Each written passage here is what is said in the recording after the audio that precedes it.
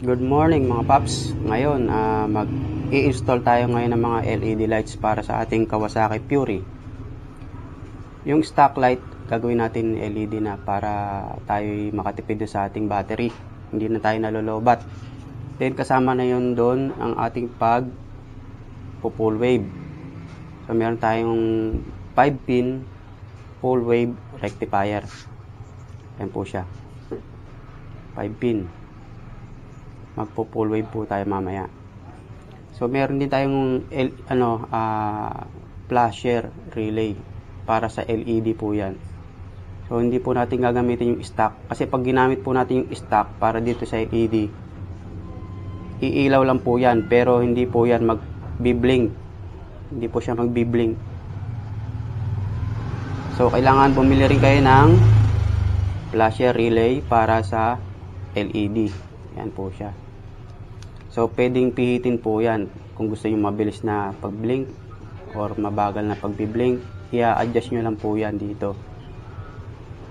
Yan.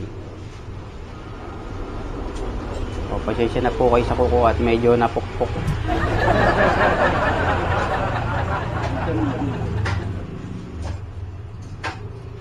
So, tetestingin muna natin yung park light.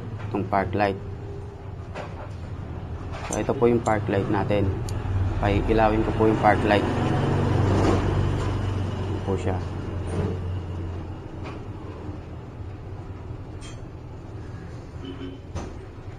So, yan park light. O, yan, park light po yan. Puti po siya, puti. Park light. Then, ito yung signal light na 4. Signal light po yan. Yan. So, napakaliwanag niya. 4 po yan. Oh. Yan. 4. Yan, lahat na ilaw.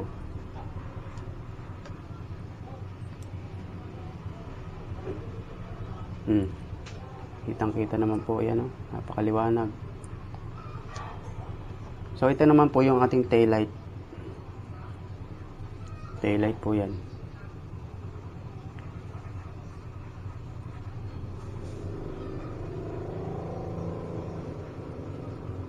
Dalawa po yan. Isang mahina, isang malakas. So, ito po yung mahina. Ito na po yung malakas. Yan.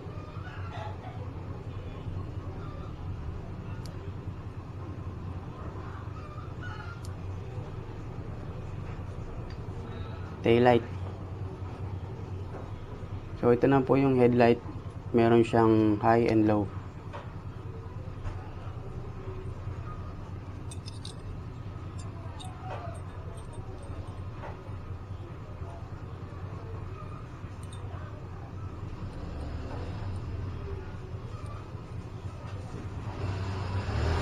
So, ito yung high niya. So, ito yung low. Low. So, pwede nyo naman pagbaliktad niya kung gusto nyo itong high. Pwede rin ito yung low. Pero para sa akin, ito yung low. Ito naman ang high. So, depende sa inyo yan kung gusto nyo pagbaliktarin. Ayun, napakalakas.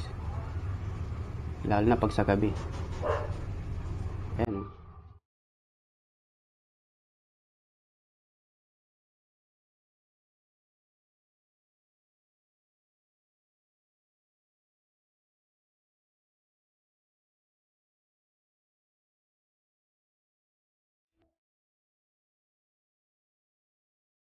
So mga paps, ito na yung stock na flasher relay, tinanggal ko na. So kinabit ko na yung para sa LED na flasher. So ito na siya. Tapos yung rectifier, ito yung stock na 4 pin, inalis ko na rin. Nilagay ko yung 5 pin, ito na yon. Yung para sa full wave. Hindi ko na pinakita yung wiring ng full wave kasi marami nang gumagawa ng vlog nito na kung paano i-full wave ang ating motorcycle na Kawasaki Fury. So, yan, naka-ready na siya. Magpapalit na ako ng mga LED lights. So mga paps, magsimula tayo dito sa LED na headlight, yung may high and low. So, kakabit ko muna to.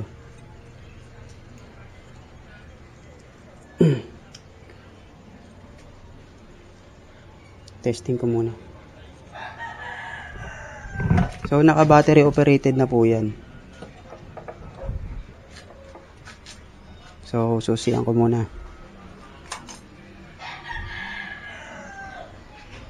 Yan. So, naka-low po yan, pero kulay puti po yung ilaw niya. Pag hinay po natin, ayan, high. Kulay dilaw. Pwede naman po natin yan pagbalik na rin kung gusto nyo. Yan ang pinaka-low niya to. Low, high, low, high.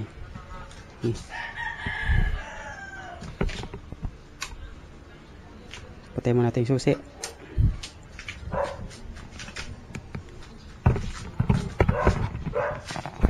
So, tatanggalin muna natin yung LED na headlight.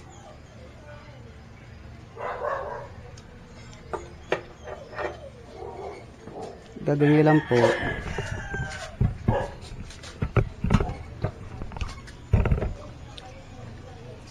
para mapagpalit nyo itong dalawang pina to. Ito yung pinaka ano nya, ito yung pinaka low, ito yung pinaka high.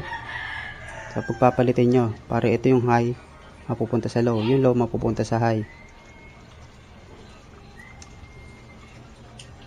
Nakikita nyo po yung butas na yon, yung sa gitna. Bali, susungkitin nyo lang po yun para mabuksan itong likod. Yung pinakalikuran nya ito. Gagamit lang po kayo ng pang sungkit, pinaka flat screw, yung pinaka maliit po. So, sungkitin natin yung gitna.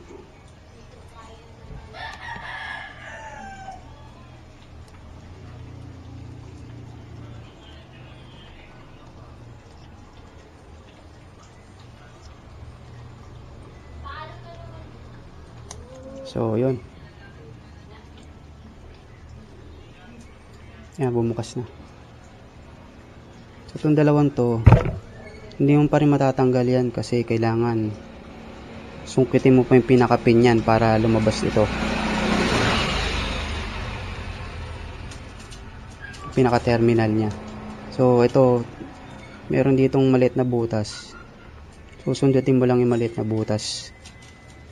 Ayan. Ito, yan. Ayan o. Oh. So, angat mo lang ng konti yun. O, pag naangat nyo na ng konti, pwede nyo nahilahin dito sa likod. Ayan o. Ganon din gagawin nyo sa kabila. Ayan, sundutin nyo itong pinakamalit na butas. Ayan, angat nyo lang ng konti. Yan, tapos hilahin nyo sa likod. Yan, tatanggal na. So, itong tinanggal natin, lalagyan natin sa kabila, dito.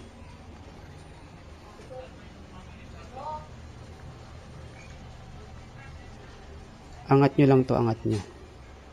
Para mag-lock ulit. Ito yung pinaka-lock ng terminal nya. Yung isa ganun din. Angat nyo rin to. Yan, para mag-lock siya. So, lalagay na natin itong isa dito. Yung high, ililipat natin sa low. Para magpalit yung kulay niya. So, depende na po sa inyo kung anong gusto nyong kulay. Para sa low or high. Para sa akin po yung high ko yung kulay puti. Tapos, itong pinaka low ko, yung kulay dilaw. Kulay dilaw po ang aking low. Yan. Tapos pwede nyo na po itong sarado. Pag sinarado nyo na po yan, magsasara na po itong pinaka-clip nya. Wala na po kayo susundutin. Yan, okay na po. So dito naman tayo magkakabit sa pinaka-signal light nya. 4. Harap likod. 2 sa harap. 2 sa likod.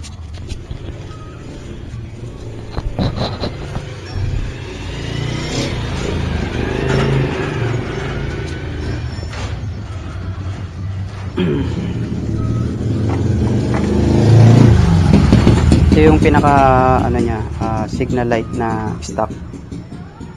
So tanggalin natin to.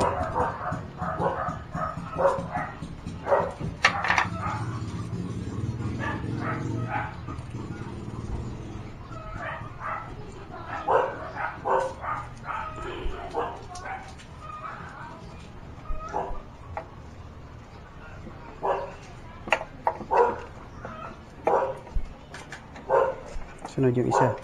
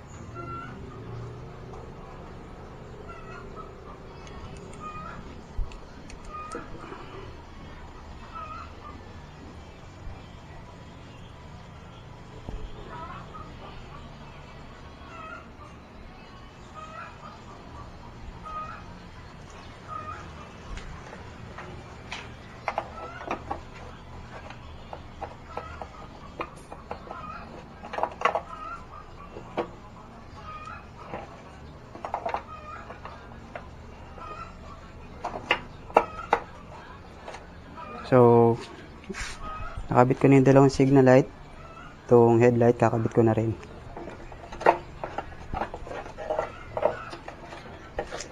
Dalawang stock. So, tatabi na natin to.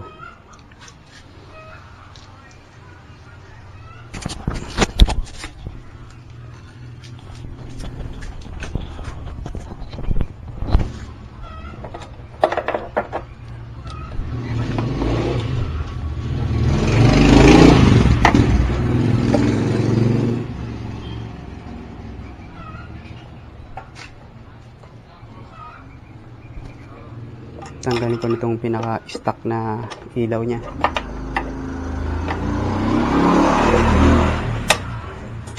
Oop, yung tumalisik. So, yan. Ito yung pinaka-stock niya ng ilaw. Tapos, kakabit natin ito yung pinaka-bago LED. So, wala silang pinagkaiba. Pares lang sila ng size. Dito sa likod. Papakita ko sa inyo. Ayan silang dalawa. Ito LED, ito yung stock. So pares lang sila ng likod. Walang pinagkaiba. Pares ng size sa likod. Ang pinagkaiba lang nila, ito yung LED na, ito naman yung hindi pa. Yung pinaka ano na, bombilya. Ito LED, pero kasya to, papasok to dun. Saktong-sakto to. Malaki yung butas ng ano eh. Malaking butas ng headlight ng ating Fury. So, ilalagay ko na.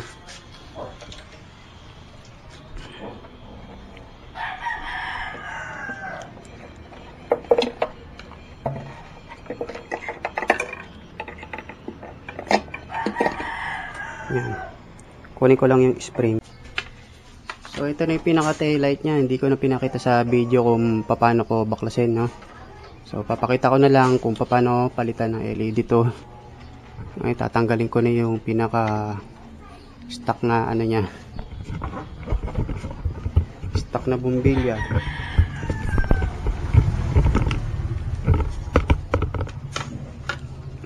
Yan. Sa left signal tsaka right signal. Ang dalawa. Tanggalin ko na.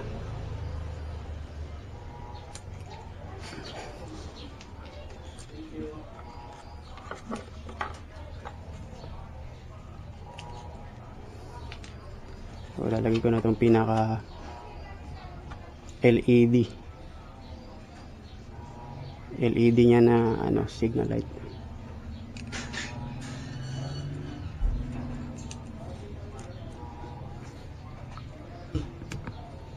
So yun, ito sa left signal.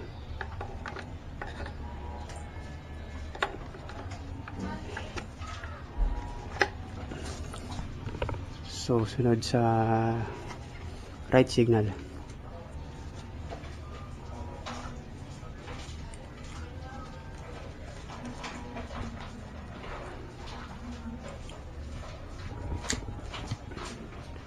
Yan.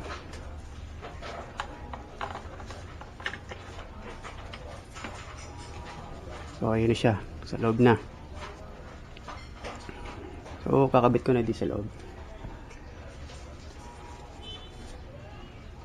So yan, nakabit ko na po. Tetestingin natin kung okay itong LED na inilagay ko.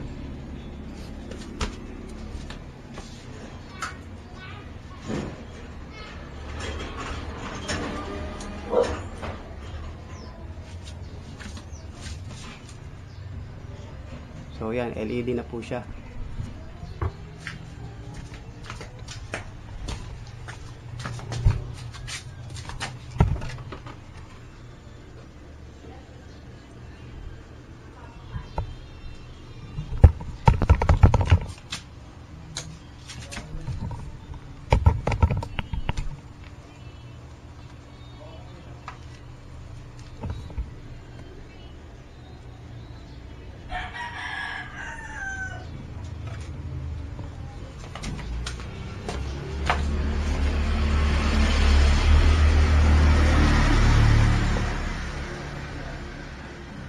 So nasa sa inyo na po yun kung gusto nyo bilisan or bagalan yung pag-blink nya. Dito nyo lang po i-adjust sa pinaka flasher relay para bumilis or bumagal yung pag-blink nya po.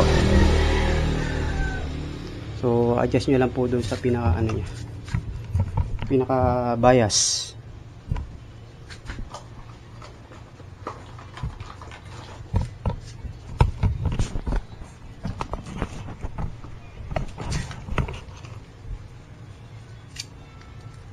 So kung gusto niyo pinaka mabilis or mabagal, gagawin niyo lang po ay i-adjust itong bias nya. Ito, yun may nakasulat na number ay nung sa loob.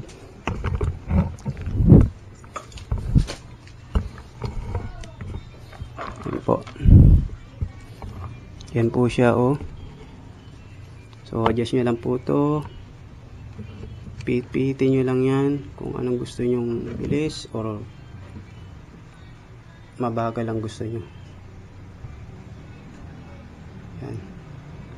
Pipitin nyo lang po yan. Dahil napihit ko na, ha, tingnan natin kung yan, mabagal siya, oh. So adjust ko dito para malaman nyo, makita nyo kung mabagal or bumibilis.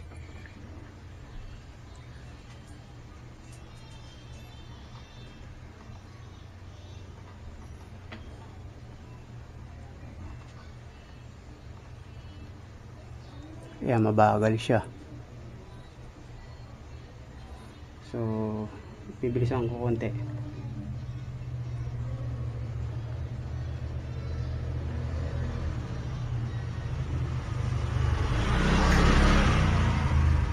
Yan.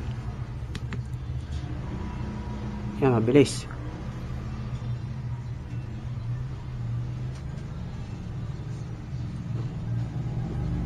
Mabagal. Mabilis. So, para sa akin, okay na yan, ganyan. Hyper. So yun mga guys, na-install ko na lahat ng LED. Yung taillight, yung headlight, tsaka yung apat na LED signal light, yung left and right. Tapos itong flasher, papaliwanag ko sa inyo kung bakit ako nagpalit ng flasher. Itong flasher na to is para sa LED talaga. Kasi hindi pwede yung stock eh. Kasi kung stock pa rin ang gagamitin nyo, hindi siya magbiblink. Katulad nito, babalik ko yung stock.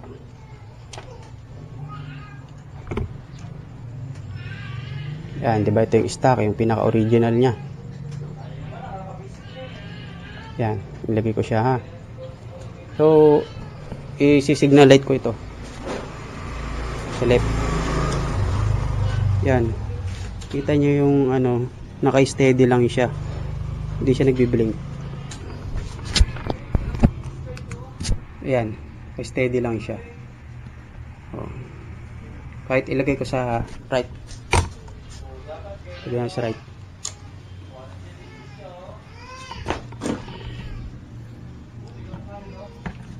Naka-steady lang oh.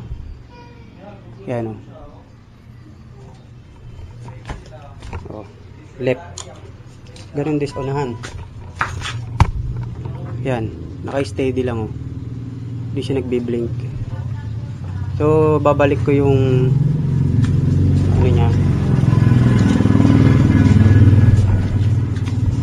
Babalik ko yung flasher niya para sa LED. Para mag-blink ulit. So, tatanggalin ko tong flasher. Yung stock niya. So, babalik ko tong binili kong LED. Flasher relay. Babalik ko.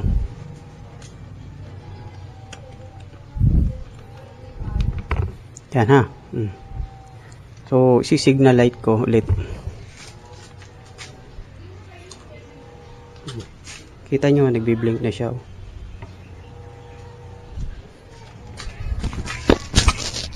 Ayan.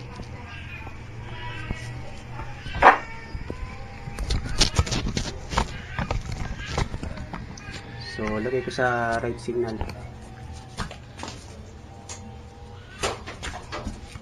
Yan o.